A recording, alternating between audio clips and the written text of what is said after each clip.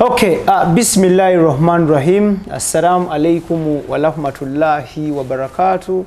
Ibrahim Mukasa gemanya gango mulungi atulaba yonna gyosinzira okubanga otulaba tuli ku Extra Digest mugoba nsonga wabulanga tusazeewo tunonye ku mukyala Shila Nalongo Donzela waliwo amawulire agali mu kuyitingana ku social media. Of course mulaika muzze muga followinga nene tusalawo tunonye omukyala ono from the horse's mouth atubulire kiddala ekigenda maaso. Amawulire kigambibwa waliwo bakyala kimpadde abajja ne bamenya residence ye wano ne batwala ebintu byajja okubanga atunyonyola ebiwererako ddala. So yembeera eriwo kyetuze okulaba nga tuwayamuko ne dakika nga 2-3 kunya tweyongereyo tulabe. Assalamu alaikum. Alaikum assalam wa rahmatullah.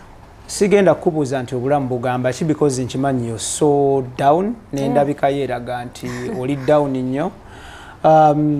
What went wrong? Tutandikirawo straight out to the point. What went wrong? Amawulire gali ku social media galaga bamenya Romeo ne batwala good amount of dollars, amasimu go, jewelry n'ebigwa mu koweryo.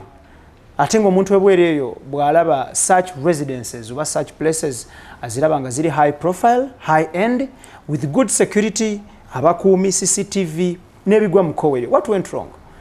Nange era saaliwo we baatubba nali wa Pastor Bugembeyo ngenda okomawo ne getting ready genda Christmas kulya dinner na family yange ngendo kutuuka gye nali nakutulabwe nti mu ddiro saana kulya bankubira essimu gwe nalekera abaana ngali ku swimming pool yagenda okuddaano waggulu nga bakoze eki aba breaking the in batwala safe ya sente omwali ebintu ebyenjawulo passports zaffe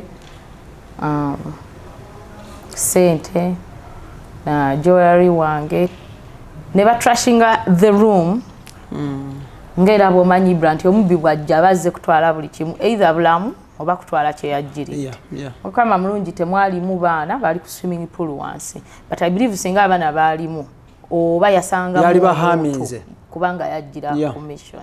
Nange biri ku social media badde nali saa kogera ku bintu bino okuva incident yabaawo kubanga nali manyi ngenda kolaganira wamu ne police ne management yawa but tekisobose nyenza okulaba nga ndaba footage olugambo lungi lutambula ku Facebook omuntu gwe balaga mu video siyenze bagamba omuntu mumanyi simulabanga nako and ekyomukisa omulungi omubbi bamukwata eya breaking her in ali Ginger Road just wekirungi waali naffe tukolaki ba complainant we muli ne suspect waali kati ajja tutuusa ku bagundi bonna abaali mu lukwe.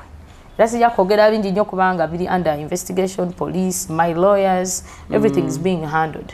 Just intilere ekindetedde okubeera nga era nkola gundi eno kulwa footage afulumye nti footage gwe bafulumiza balaga only my side of the people tebalaga mu being breaking her in which they do have ate nga bakabe bamulina coach access of footage ate nga we byabaawo bantwala mu footage room okulaba nti omuntu ono manyi nembaga omuntu ono sikolaki simumanyi but ne tumu identifying nti yali resident waabwe yali client one. Yes. Okay, Donzela abatula abaliagadde okumanya zino enzigi za card. Access y'enzigi zino si kisumuluzo but card. Ekitegeeza nti either omuntu waba talina card alina kumenya forcefully. Yes. Tuyina amawulire ge twawulidde nti oluggi lwamenyebwa forcefully omuntu n'ayingira in your absence management nejja nekola oluggi buli kimu n'ekizaawo nga bwe kibadde. How could that happen? Era nga bw'okyogedde bwe kyali nali siriiwo era natuuka oluggi bamaze olukanika nga luggala n'okuggala naye nga luumu era nga luumu ekyali gundi era nagenda ogisulamu nehanfuna luumu ey'okubiri wano for my safety n'obutakwata ku crime scene. Era ne apparently mbagambye my check out days zibadde zigwako today ne mbagamba saagala kolaki kugenda because this is a crime scene it's an investigation kambeerewo nsasule twongere okutambuza omusango no tutuuke ku bottom line of it but bangambye no tebalinawo rooms bali bazipangisamu abantu abalala so my stay here is done and I'm like it's not fair nze mbadde client wa mwezi tompadde that time kubanga ngoba omusango gwange ogukola ki oguggusa onforcinga okufuluma. Do you think nti bw'obeera wano ng'osula wano kikwanguyiza okuggusa omusango guno nti bw'ona alekera okusula wano ng'ova luuyi lulala kinagootaanyamu omusango guno? Of course, a crime scene as a crime scene. Lwaki nagamba sijja kusulamu nensula wabweru. N'ekirungi omubbi bamulina nange wendi bagende maaso sigenda kusulawo forcefully kuba mbadde siriwo ku bwereere nyinawo rooms 2 under my names bwe baba tebarespecti nze client nganza at this moment nti nange mbeetaaga ngenda kuchecking out. Okay. Yeah. Abatulaba balagadde okumanya mu byabula bwo obutabo mwabufunye, passports mwazifunye? No, we have nothing. Sente zibalirirwamu sente mmeka? Ebyo byonna biri mu lawsuit yange ne mbalo yasigenda byogera ku kamera nti oba kino but kyoba omanya I lost a lot of money and I lost a lot of things. Okay. Yeah. Are these local passports belonging to Ugandan government or they belong to American government? American government. Okay, Extra Digest mugoba nsonga Ibrahim Mukasa gemanya gange omuchala Donzela ali mu mbeera etali nnungi. Baamenya wano mu apartment ne bayingira ne batwala ebintu worth millions of money omuli ne obutabo ba travel document oba passport is belonging to the US government ye nez'abaana be ate era still ne batwala n'ebibye ng'omukyala ebyokwewunda mu mbeera eyo. Katumulamu kati nnyo tukole kulango tukome otovaawo.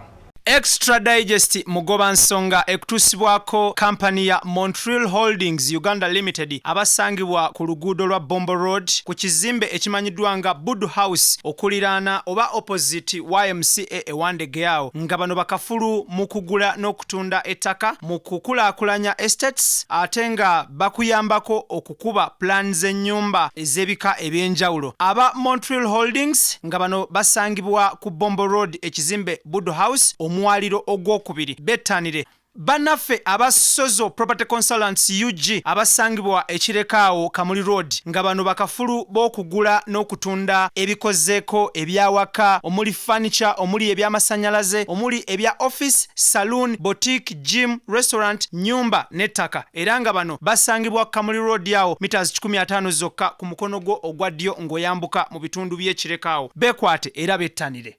Ate nga gwe muganda wange oba munywanyi wange ayina obuzibu mu byokwerinda nkugamba nti omusirikale oba omukuumi alabisa amaaso tamala weetaaga okuba ne CCTV cameras. Abagenda okukolera omulimu gw'okuwanikirayo CCTV cameras ye AXA Tech Solutions Limited abasangibwa ekatwe awo ku Sapoba Building nga bano bagenda kuwanikirayo CCTV cameras, bagenda kukolera alarm, bagenda kuwanikirayo solar, bagenda kuterayo locksmith ate nga kwotadde n'okukolera installation ya CCTV cameras ozikonfiguringa nokola maintenance gwe yaziteeka yedda. Bano basuubuza n'okutuusa emwemu okuva wali mu bitundu by'e London.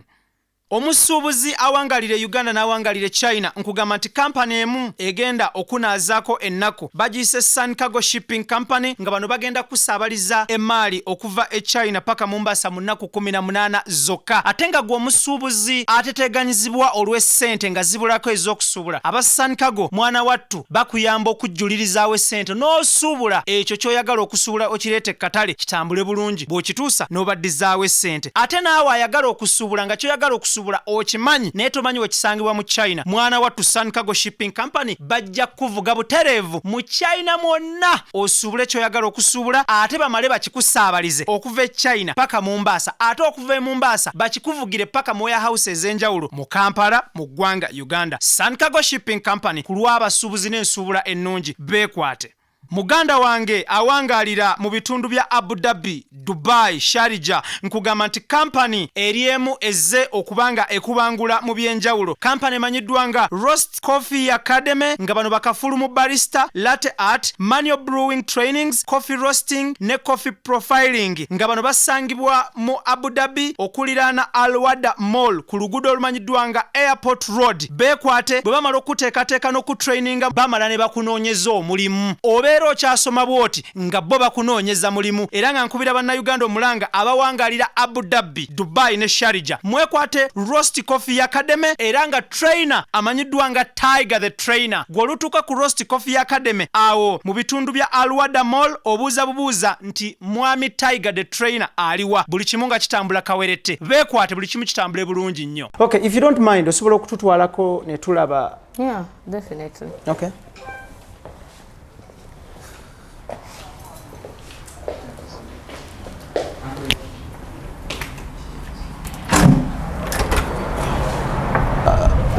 Luno lwe luggi era bw'otunuulira oluggi luno luli tampered with, luli gundi oziraba nti ziriko force wano wano okitegeera olulaba kubanga nawe hotel ogiraba zina apartment oziraba naye lulaga nti lwamenyebwa. So kino kiraga nti these are new repairs. Bakoze lukole. Yes, actually omulungi atulaba bw'olaba looka eno initially looka eno yali eyita wano initially in the initial stages nga wano weeyita ne wano so bwe baalumenya they had to make adjustments of the lock ne bagiseseetula mu kko bw'oba ogiraba nti bw'otunulira omwango guno eno yonna wali clear naye wano awaabadde looko ne bagiseseetula mu forcefully. Okay, you're in position to answer this question.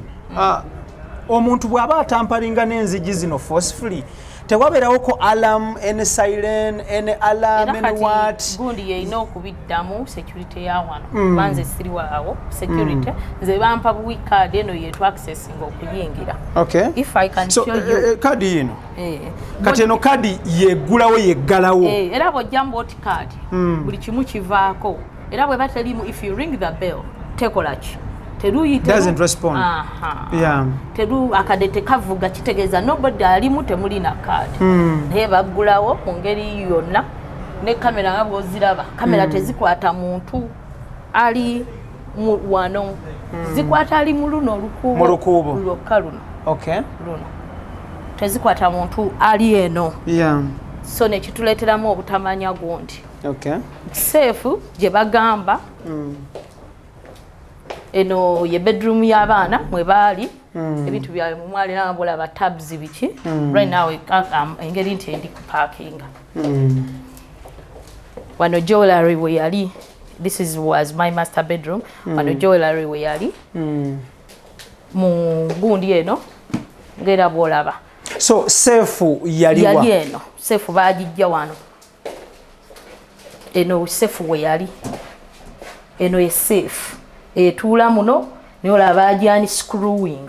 So obwedda safe gyoyogerako eri inbuilt. Yes. Safe siggo wajja nayo. No. Gwe just wagiggulawo kuteeka mu bintu byo. Yes. So kitegeeza safe bagisitulamu ne bagitwala. Okay, omulungi atulaba bw'olaba points zino here and here, here and here and here, safe weetuula. Kitegeeza omubbi yafuna time n'asumululamu n'asitula safe yonna. Zino wardrobes zibaamu safe ziri inbuilt. So wano we yali etudde nga mulimu ssente mulimu passports. Tutunulira kisumuluzo kya safe eyo kya ani akirina. Mu kisumuluzo. Ko accessinga code gyoyagala goteekamu ebibyo byoyagala. So ya code ekitegeeza safe nzungu ya code. But safe batwala yonna tebaagira code. Okay. Yonna baagitwala. Wow. Yeah. Okay. Donzella lastly nga tukuta. Era bwe mutwala mu rumu yange ey'okubiri ojja kulaba safe eyo exactly bwekola. Tusobola okugendayo tukkirizibwa? Yes, tukkirizibwa kuba nayo room yaffe. Katugendeyoko katini nnyo tulabe tufune the real picture of the safe nti wano mu wardrobe yo kati baagijjamu forcefully naye eri mu room endala gy'alina mweri. Tetusobodde ku accessinga another room era nga nayo ebadde under manya ga Donzella. Room ey'okubiri lwaki bakulemesezo gya accessinga? I think engeri nti bamanyi nti kati ekintu kiri ku level ndala nga omanyi babadde tebafaayo. I think that's why naye nze sina kayana nabo ndi muntu omu bo baneneko kunze kangoberera amateeka hopefully we get justice but apparently be balina footage gwe batambuza ku gundi be bamulinako access bokka bwe bali okutambuza ku ki social media. I think that is injustice nekirungi police eri involved. Mu bigambo byogambe wano wali wasasula omwezi guweddeko. Ndayingirawo nga mukaaga gubadde gugwako nga mukaaga. Okay, tetujja kubanga tusukawo being into issues ziri under investigation tetujja zirondo banyonnyo tuziremere mu konnyo. Katubaleke tubasibulire wano naye nga omukyalo ono she lost millions of money, travel passport ze n'ez'abaana be and a lot of stuff. Embeera eyo ye yagwawo wano mu room mu apartment z'abadde apangisiza wabadde abeera wabadde awangaalira. Inshallah katusabire Allah akuteremu obwangu ofune obwenkanya. Inshallah. Okay, Ibrahim Kasage manyaga nkulwa extra digest mugoba nsonga tetugenda kubanga tusukawo. Idris Lukwago, Daniel Mugoya, Tony Senabulya ne Keith Kanabi betutambudde nabo. Mubere bulungi mweraba. Assalamu alaikum wa rahmatullahi wa barakatuh. Tubagaliza birungi byerere. Byowulidde muno ne byolabye muno si birowoozo byaffe oba baddukanye omukutu guno wabula birowoozo by'abantu ssekinnoomu. Extra digest mugoba nsonga Ibrahim Kasage manyagange mubere bulungi mweraba.